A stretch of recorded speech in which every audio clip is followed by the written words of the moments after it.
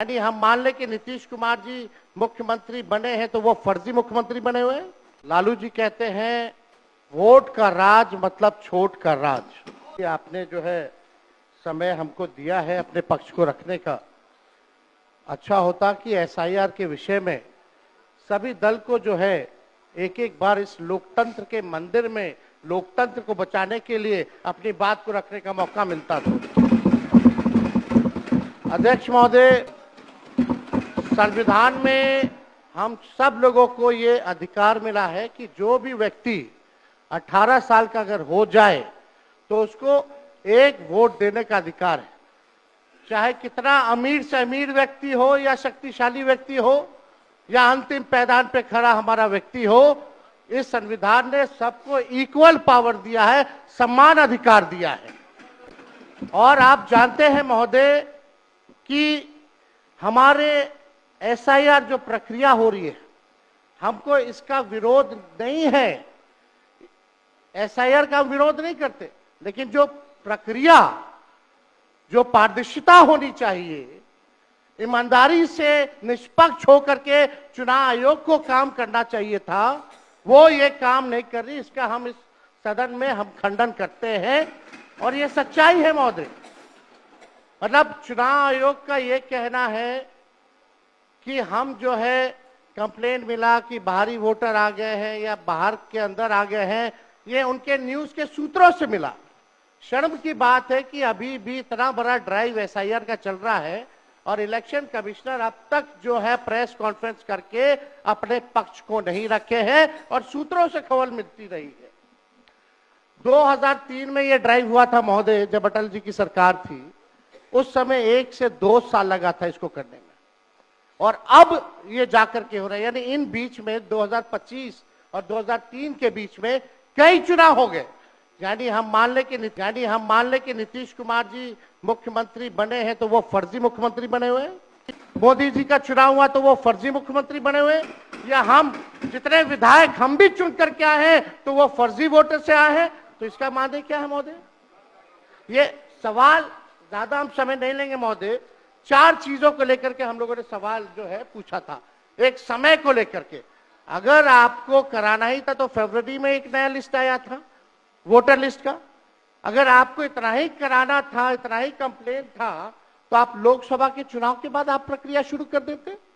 समय जो है लोगों को बचता, वो भी इस समय जब मानसून का समय है और हम लोग भी देख रहे कि कितने घर बीएलए लोग जा रहे हैं। खुद ही कई डॉक्यूमेंट्री हम लोगों ने वीडियोस देखे, कई निष्पक्ष ईमानदार पत्रकारों का हम लोगों ने वीडियो देखा है कि बीएलओ जो है खुद ही फॉर्म अंगूठा मार करके साइन करके अपलोड कर रहा है। और इसमें महोदय इलेक्शन कमीशन ने डॉक्यूमेंट मांगे, 11 ऐसे डॉक्यूमेंट मांगे।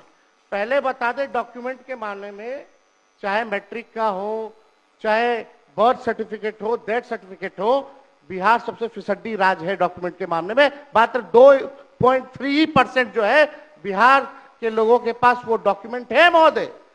फिर भी वो 11 ऐसा डॉक्यूमेंट मांगा जा रहा है जो गरीब के पास ही नहीं है महोदय। क्यों नहीं आधार को जोड़ा गया? आप इलेक्शन कमीशन ने आधार को लिंक किया था वोटर आईडी से ताकि डुप्लीकेसी ना हो महोदय। क्यों नहीं राशन कार्ड इंक्लूड किया जाता है? क्यों नहीं मनरेगा कार्ड यूज करने के लिए अनुमति दी गई? बल्कि ये बात सुप्रीम कोर्ट में भी मामला चल रहा है। सुप्रीम कोर्ट ने चुनाव आयोग को फटकार लगाते हुए सलाह दी कि आप आधार कार्ड यूज कीजिए, आप राशन कार्ड जो है आप इस्तेमाल करने का काम कीजिए। लेकिन इलेक्शन कमीशन सुप्रीम कोर्ट के फटकार और सलाह के बाद भी खुल के सामने आके अपनी बात को नहीं रखा।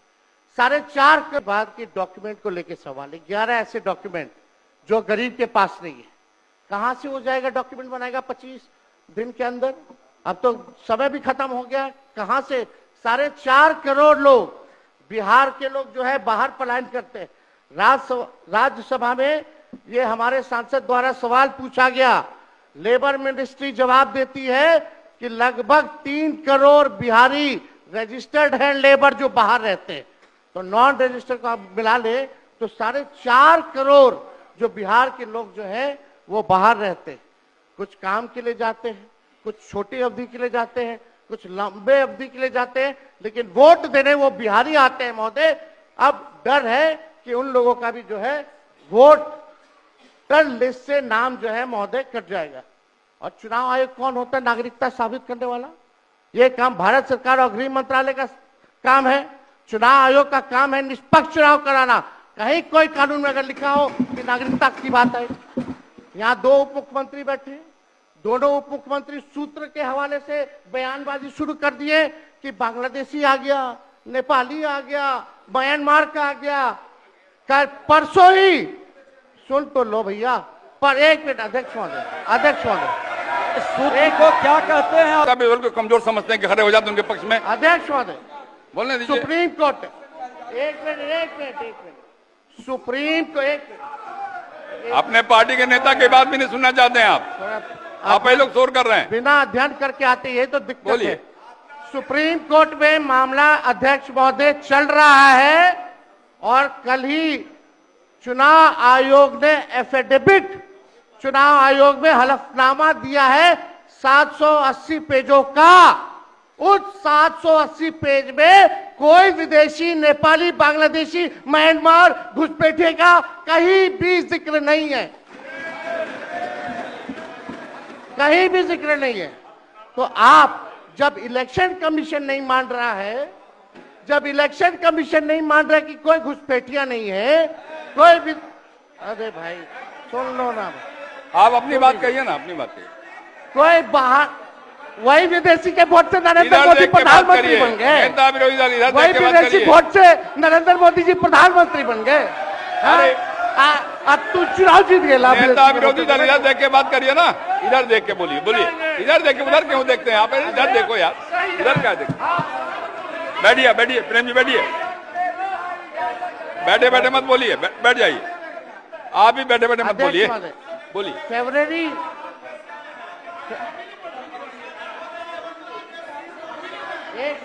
एक नेता बोल रहे हैं, आपके नेता।